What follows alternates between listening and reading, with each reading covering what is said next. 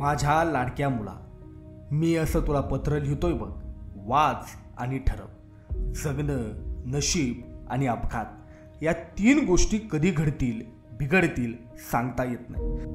मुला, आपण अमोघ इतके दिवस जगू हे कुणी सांगू नाही शकत. त्यामुळं काही गोष्टी वेळेवर बोललेल्या बऱ्या. मी बाप आहे तुझा. मी तुला जे सांगेन ते इतर कुणी कदाचित कधीच नाही सांगणार. मी माझ्या आयुष्यात ज्या चुका केल्या त्या तुला टाळता आल्या तर तुझे कष्ट, जीवाचे चटके आणि मनाचा त्रास बराच कमी होईल. म्हणून काही गोष्टी तुला सांगतो. माणसांविषयी मनात आकस ठेवू नको. कुणाचा द्वेष करू नकोस. तुझ्याशी कायम चांगलंच वागलं पाहिजे अशी इतर लोकांवर काही आपण सक्ती नाही करू शकत. त्यामुळे ते असेच का वागतात असं म्हणून तंतणू नको. तुझ्याशी कायम चांगलं वागण्याची जबाबदारी फक्त माझी आणि तुझ्या आईचीच आहे. जेव्हा जी माणसं तुझ्याशी चांगलं वागतात त्यांच्याशी तू चांगलं वाग.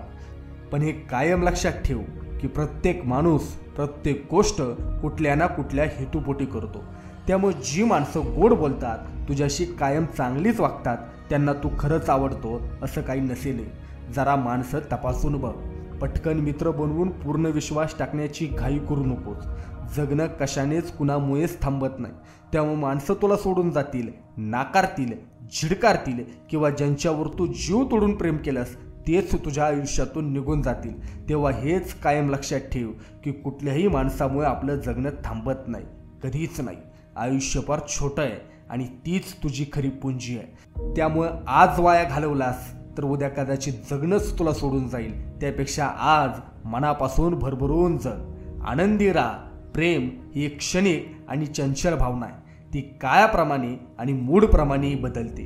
ज्यांच्यावर तू जीवापाड प्रेम करतोस तेच समजा तुला सोडून गेले तर जरा धीर धर. काळाच्या मलमानं या जखमाही भरून निघतील. प्रेमात पडलास म्हणजे तेच सगळ्यात सुंदर आणि अतिव चांगलं असं समजू नकोस. आणि प्रेमभंग झाला म्हणून त्या दुःखालाही जास्त कवटाळून बसू नकोस. अनेक यशस्वी माणसांनी शिक्षण अर्धवट सोडलं तरी ते यशस्वी झाले. अशा कहाण्या तू वाचल्या असशील. पण याचा अर्थ असा नाही की एक शिक्षण सोडलं की तूही यशस्वी होशील. नॉलेज, ज्ञान हे एक शस्त्र आहे हे लक्षात ठेव. शून्यातून स्वर्ग निर्माण करता येतो हे खरं आहे, पण कुठल्या तरी शून्यापासून आधी सुरुवात तर करायला लागतेच ना.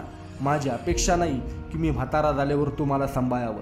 मी तुला जन्मभर पोचणार नाहीच. तू स्वतःच्या पायावर उभा राहू शकशील तोपर्यंत तुला सपोर्ट करणं ही माझी जबाबदारी. त्यानंतर तुला बसमधून फिरायचं की मर्सिडीजमधून, गरिबीत राहायचं की श्रीमंत व्हायचं हा निर्णय तुझा तू घ्यायचा. आणखी एक, मी अनेकदा लॉटरीचं तिकीट काढलं, ते कधीच लागलं नाही. एका रात्रीत श्रीमंत होता येत नाही. श्रीमंत व्हायचं तर मेहनत करावीच लागते. जगात फुकट कधीच काहीच मिळत नाही. बाळा, कदाचित तुला हे पाठवलेलं पत्र आवडेल की नाही मला माहीत नाही, पण हे पत्र तुझ्या आयुष्याची छिदोरी नक्की आहे हे मात्र पक्क.